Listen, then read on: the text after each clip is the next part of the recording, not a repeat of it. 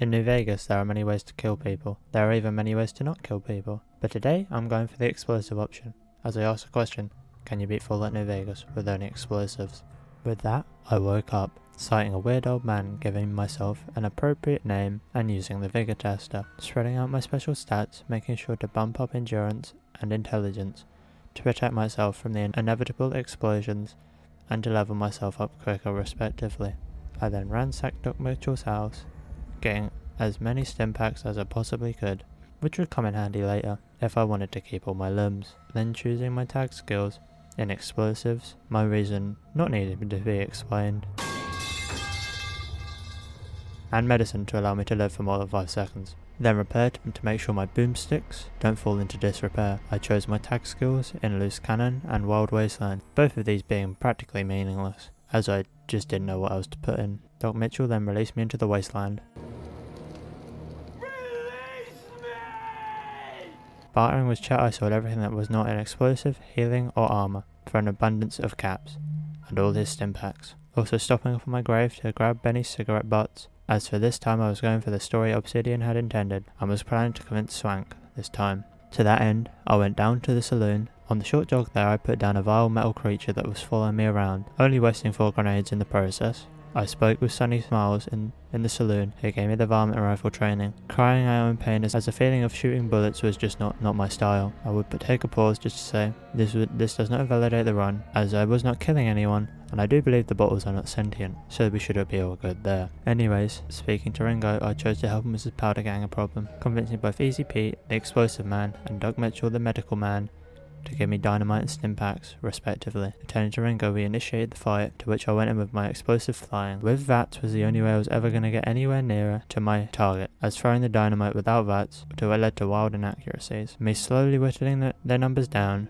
resorting to my grenade launcher in close quarters, as it had a much quicker fire rate. Ringo then thanked me for my help, and I began looting. But not 5 seconds into this looting, I was bewildered by the townsfolk, who started to shoot me, for no reason at all, so I responded in the only way I saw fit.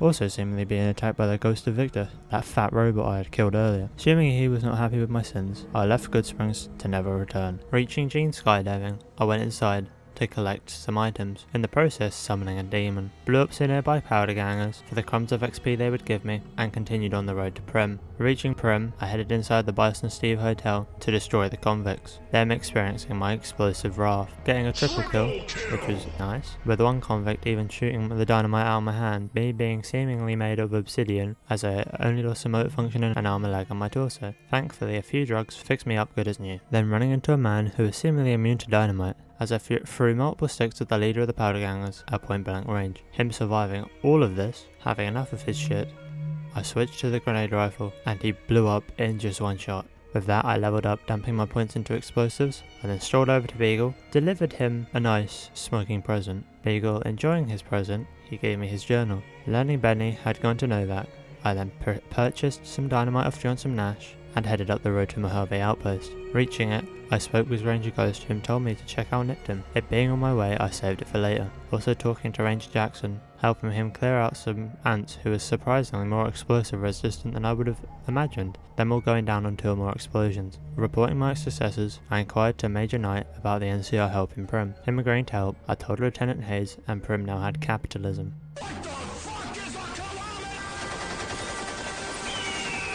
Getting into Nipton, I greeted Oliver Swanwick the only way I knew how, and walked straight up to the road to the Legion. I did try to immediately blow them up, this going very poorly, as I proceeded to run out of all of my ammo as they rushed me, leaving the game seemingly shouting at me as there was a continuous motor type noise, which I did not know the source of. With this failure, I reloaded and conversed with Volpez instead of immediately opening fire. This got much better as going into dialogue with them, then led them to all single-filed walk away with their backs turned, as I was able to strike them all in one good foul swoop and then pick the rest off who survived. With Volpez seemingly being the source of the noise, at his death it stopped. Claiming a new hat from his scattered corpse, I reported to Ranger Ghost what had happened in Nipton and continued on the road to Novak. I greeted Briscoe the way you should expect from me by now, looted a whole load of souvenirs out of the cupboard, introduced Manny to the pearly gates, to which he accepted taking a graceful dive out of the dinosaur's mouth. Moving further up the road, I hit Boulder City, resisting the urge to blow up Kowalski, as I wanted to be in the NCR's good graces this time around, and that being the reason why I helped them so much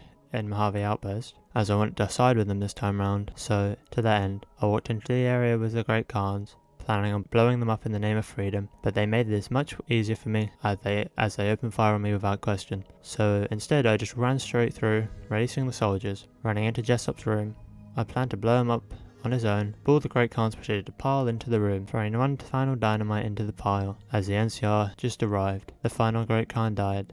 With that fun done, I leveled up, maxing out my explosive skill, also taking toughness as I did want to survive the next time this inevitably happened. Making sure to grab Benny's lighter off Jessup, I continued on the way to the strip, marking the 188 trading post for later, making it all the way to the gun runners, who I made sure to purchase all the explosives from. I also realised I would never make it through the gate illegally, as I did not have enough cap, so I went round Camp McCarran, boarded the monorail, and was on the strip. Strolling right over to the tops, this time I actually spoke to Swank, unlike last time. I gave him the evidence, and he agreed to send Benny to his room. I went straight up there, whipped out my grenade rifle, introduced Benny to the way he should have killed me. Him only lasting a few seconds, as I had created a new priceless piece of artwork for his bedroom's decor. Collecting the platinum chip off his corpse, I left the tops, spoke with some legionary, who gave me the mark of Kaiser, so in return, I gave him a token of my gratitude. From there, I proceeded up the Lucky 38. I didn't even bother to entertain Mr. House's request. Going straight down to the basement, popping him out of his chamber, and with one grenade, he was gone. I then met up with Crocker, and I was told to go greet the boomers, and greet them I did. Starting this off, I gave George exactly what he deserved, the same fate he'd given to many others. Weaving between the rubble, with my ample supply of stimpacks, I was able to make it to the gate. Now you know what I said about Crocker wanting me to greet the boomers. Well, they had a lot of explosives, and my way of thinking is I could collect a lot of ordnance from them. So, meeting with Pearl, I immediately launched a barrage of grenades towards her. This definitely being a good thing, as I was able to upgrade the grenade rifle and also collect a lot of ordnance. And then to that end, I believe my visit to the boomers can be explained in this montage.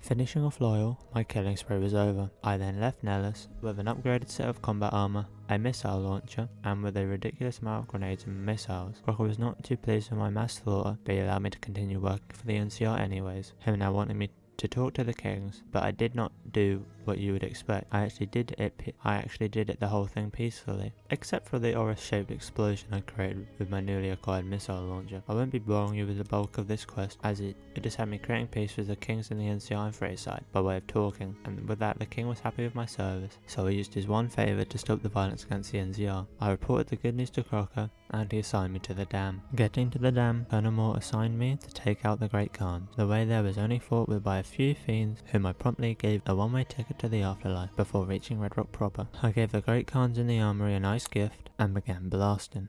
Anyway, I started blasting. Bang! Bang! As I slowly went around, killing every Great Khan individually, firing grenades into each tent. Most of the Great Khans, seemingly oblivious to this, made my life much easier as I could continue to run around blowing up the sleeping ones. Making it up to the main part of the camp, I killed the ones outside with my bombastic personality, and entered the longhouse. Taking out my missile launcher, I sent a missile into the table, killing everyone around me, having to finish off Carl and Papa Khan as they had been sleeping. With my genocide of the Great Khans complete, Moore congratulated me and sent me to see what the Emerters were up to. Before this, however, I felt like cutting down on backtracking, so to that end I made a stop off at the gun runners. To build up my arsenal once again, I collected Veronica from the 188 trading post, and we made our way to Hidden Valley. On my way, also getting genuinely taken aback by Malcolm Holmes, as I was busy blowing up rad scorpions. So to repay him for being stupid enough to run up to a person launching explosives right in front of themselves, I promptly blew him up. This leveling me up, allowing me to get the splash damage perk giving my explosives a much bigger range, which would be helpful for what was about to transpire. Making it to the Hidden Valley bunker, I got Veronica to open up the door, immediately dismissed her as she happens to not be an explosive, and let the slaughter of the Brotherhood commence. I hit my welcoming party with a well-placed missile, marking my entries as an unwelcome one, with the Brotherhood on the first level taking much longer than I perceived to go through, with the turrets being most of my troubles as they took multiple missiles to take down, with an even bigger problem being I had come down hit to the bunker with only one stimpack. Me not taking no for an answer, however, I pushed forward, blowing up all the Brotherhood, taking care as I took down the turrets, only dying a few times to some scribes who took me off guard. But once I knew where they would all come from, I was able to clear out the first level and take a quick victory nap to regen some health. Finally, making it down to the second level, I blew up many a scribe and defenseless knight, also blowing up Taggart to collect his keycard. Making it to Elder Magnamara, I blew him up along with his paladins in a perfectly placed missile to the face. Collecting his keycard, the only one left was Paladin Harden, who was just waking up, so I did him a solid, allowing him to go back to sleep, just this one being eternal.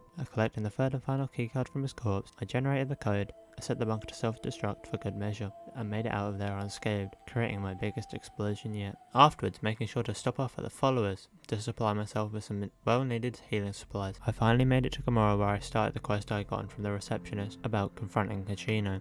So that I did, but with no proof, I had to steal his ledger and I presented it to Big Sal, and he promptly had Kachino put down. I then helped Big Sal with his problems, which had me track down some chlorine, sending me to the white gloves, but with me having no lockpick ability, I could not get in. As to repay the white gloves, I just blew them all up and brought some chlorine from Mick and Ralph, also having to recover some stolen equipment from some fiends, which just saw me blow them all up until I had found what I was looking for. Completing all these quests for the Omertas, I returned to Moore, her being very forgiving even though she knew flat out that I'd lied to her about the Omerta's plans, but with that all done, I was now on to protecting the President. Meeting up with Ranger Grant, we awaited the President. He arrived, and having watched 1 or 2 videos on New Vegas in my time, I knew exactly who the bad guy was, it being the engineer. So stealing the detonator from his pocket, I showed it to Grant. The assassin promptly ran down and killed a random ranger, him then getting his head blown clean off. Me being a morbid person, I just saw the dead NCR ranger as a nice new set of armor. I collected it from his corpse, played with his corpse,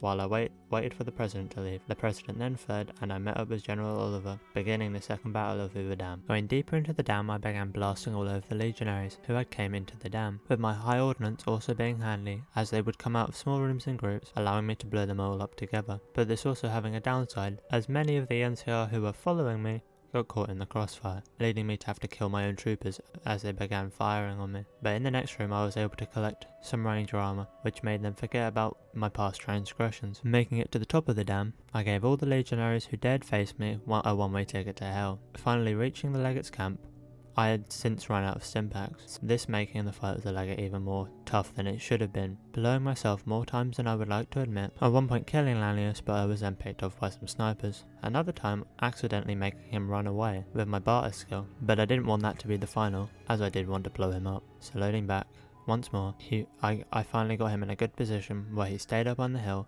and with 3 consecutive shots from my missile launcher, he was blown sky high, collecting his hat as a trophy. I spoke with General Oliver, reporting my success and beating the game, and proving, yes you can in fact, beat Fallout New Vegas with only explosives. There was no surprise with what was going to be the outcome, but I hope you enjoyed nonetheless. If you did, consider liking and subscribing, and giving me feedback in the comments, as it helps me out a ton. With that, I'll see you in the next video. Goodbye everybody.